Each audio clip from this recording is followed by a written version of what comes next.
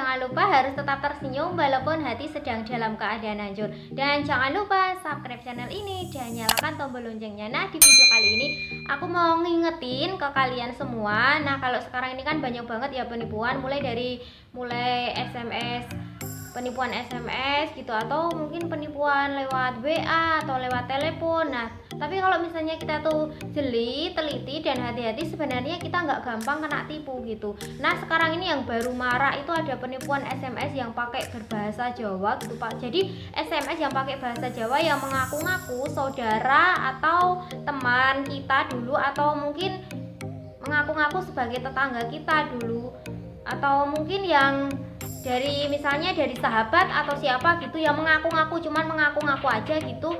Dia pura-pura merantau ke luar Jawa begitu, dan dia tuh nanya gimana kabarnya, masih ingat apa enggak gitu. Karena jadi kemarin itu kan aku tiba-tiba dapat SMS gitu dari nomor nggak dikenal gitu, dan di SMS itu kan pakai bahasa Jawa ya, yang artinya tuh gini: aku dulu teman kamu, gimana kabarnya, aku sekarang sampai sekarang tuh masih kerja di luar Jawa, apa masih ingat sama aku gitu, apa mungkin udah lupa sama aku gitu. Nah, intinya SMS-nya itu kurang lebihnya itu seperti itu, tapi pakai bahasa Jawa ya, yang itu tadi aku translate ke bahasa Indonesia gitu. Nah, itu tuh sebenarnya cuma penipuan aja yang mengaku-ngaku temen atau saudara kita atau tetangga kita yang kerja di luar Jawa dan nanya kabarnya. Nah, nanti kalau misalnya kalian itu dapat SMS seperti itu gitu, nggak usah ditanggepin, nggak usah diladenin, didiemin aja gitu, karena kan itu udah pasti itu tuh penipuan gitu. Karena kan kalau misalnya zaman sekarang itu memang banyak banget gitu ya penipuan gitu, lewat video call itu juga banyak banget yang nipu. Jadi kalau misalnya kalian itu dapat SMS seperti itu, kalau misalnya kalian itu merasa terganggu, langsung aja lapor polisi gitu. Kalau misalnya nomornya udah diblok kok masih pakai nomor lain gitu, misalnya masih menghubungi gitu, langsung aja kalau misalnya merasa terganggu itu langsung lapor ke polisi aja. Karena kan ya kalau zaman sekarang itu ada SMS gitu, mama minta pulsa gitu, tapi itu udah dari dulu banget, sekarang udah nggak zamannya itu tadi. Jadi sekarang itu pakai modus terbaru gitu, yang modus baru yang itu tadi yang aku omongin di awal tadi, SMS yang pakai bahasa Jawa yang mengaku-ngaku saudara atau teman yang merantau ke luar Jawa gitu. Nanti kalau misalnya kalian balesin gitu, pasti dia itu bakalan mengizakan gitu. Misalnya kamu balesin gini, ini siapa ya, teman aku yang kerja di luar Jawa siapa gitu, pasti dia tuh nggak ngaku gitu, nggak ngaku namanya siapa gitu, pasti dia cuma bilang ini loh, ini tuh aku, masa kamu lupa sih sama aku gitu. Itu kan sengaja, dia itu si penipu itu memang sengaja nggak nyebutin namanya karena untuk memancing calon korbannya. Nah, kalau misalnya si calon korbannya itu beneran dia itu punya teman yang kerja di luar Jawa beneran, misalnya temannya itu namanya Andi gitu, pasti si calon korban itu kan pasti bakalan menjawab, oh kamu yang kerja di luar Jawa itu yang Andi itu ya gitu. Nah, terus si penipu itu pasti mengiyakan, iya aku Andi gitu. Nah, pasti mengiyakan, tapi ketika ditanya siapa namanya, dia nggak bakalan jawab, nggak bakalan mengaku namanya siapa gitu, karena dia itu cuma memancing aja, memancing calon korbannya biar calon korbannya itu kalau misalnya dia beneran punya temen yang kerja di luar Jawa beneran, dia pasti bakalan nyebutin namanya. Terus akhirnya si penipu mengizakan, yang ujung-ujungnya nanti setelah si penipu itu so akrab sama calon si korbannya itu, pasti dia nanti ujung-ujungnya minta ditransfer pulsa atau minta ditransfer beberapa sejumlah uang segini gitu, pasti minta ditransfer uang ujung-ujungnya.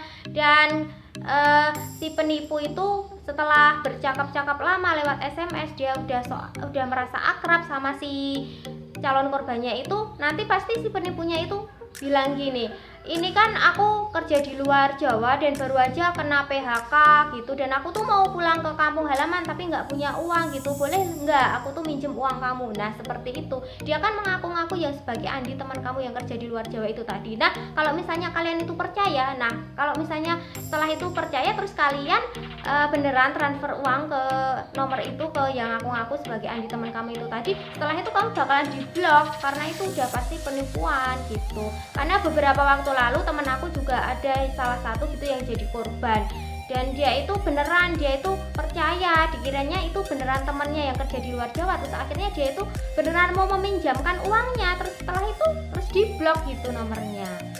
Nah, jadi kita semua harus hati-hati sama nomor atau SMS yang baru aja masuk gitu, yang nggak dikenal gitu, nggak usah ditanggepin intinya. Dan sekarang ini juga lagi marak banget tuh, ada yang tiba-tiba kita tuh dapat panggilan video call dari nomor yang nggak dikenal. Nah, kalau menurut aku ya, kalau misalnya kalian itu dapat panggilan video call WA, di WA itu langsung kalian yang nggak usah angkat panggilannya gitu. Kalau misalnya cuma panggilan biasa bukan video call, diangkat nggak apa-apa. Tapi kalau misalnya video call dari nomor nggak dikenal itu nggak usah diangkat, karena itu udah pasti penipuan gitu. Yang ya aku nggak tahu pasti itu penipuan apa, tapi kalau panggilan video call itu nggak usah diangkat gitu. Dia suruh chat aja kalau misalnya dia memang benar-benar orang yang mengenal kita dan pengen dapet maksudnya pengen menjalin komunikasi, benar-benar punya, maksudnya mau ada kepentingan penting sama kita, itu suruh chat aja. Kalau misalnya dia tetap ngotot nggak mau chat, dia tetap minta panggilan video call, nggak usah diladenin gitu, langsung blok aja nomornya kalau misalnya merasa terganggu gitu. Karena kan aku juga sering dapat panggilan video call gitu, dan ketika aku tanya ini tuh siapa, dia tuh nggak mau jawab juga. Terus ketika aku suruh udah chat aja kalau misalnya memang punya kepentingan sama aku gitu, dia tuh tetap nggak mau gitu. Setelah itu kan dia melakukan panggilan biasa bukan video call. Nah, ketika pas dia melakukan panggilan biasa, aku angkat gitu. Pas aku angkat panggilannya itu tadi, terus dia mengalihkan ke panggilan video call, ya langsung nggak aku angkat, langsung aku blok aja nomornya, karena itu udah pasti penipuan kalau panggilan video call. Jadi harus hati-hati, karena kalau misalnya ada orang yang melakukan panggilan video call, kalau misalnya kita angkat kan otomatis langsung muka kita itu langsung terdeteksi di sana, langsung kelihatan. Jadi itu harus hati-hati, jangan sampai melihatkan muka kita gitu ke orang yang nggak kita kenal gitu. Nah, jadi pesan aku, kita harus hati-hati dimanapun kalian berada, jangan sampai kita tuh ketipu sama orang yang bodoh-bodoh. Sebenarnya orang bodoh yang mau menipu itu. Dan pesan aku nih buat para penipu, kalau misalnya kalian itu lihat video ini, nonton video ini, jangan cari uang itu, jangan yang jadi penipu, cari uang itu yang halal, jangan jadi penipu, karena karma itu pasti berlaku. Nah, oke, sampai di sini aja video kali ini. Makasih banget yang udah nonton video aku dari awal sampai akhir. Sampai jumpa lagi di video aku selanjutnya. Kalau misalnya ada yang mau bertanya atau ngasih kritik dan sarannya, bisa tinggalkan di kolom komentar. Sampai jumpa lagi di video aku selanjutnya. Bye.